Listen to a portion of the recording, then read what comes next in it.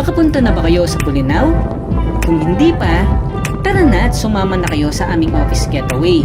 At pupuntahan natin ang lugar na kung saan merong white sand beach, magagandang rock formation, ang pinagmamalaki nilang Cape Lighthouse, ang kanilang mga falls, Enchanted Cave, at Balingasi River. So mga ka-office mates, ano pang hinihintay nyo?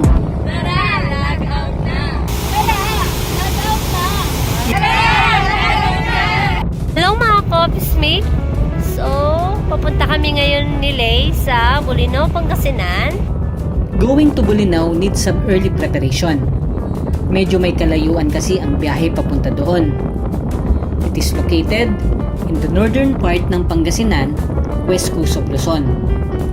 Kaya kung manggagaling kayo ng Manila, it will take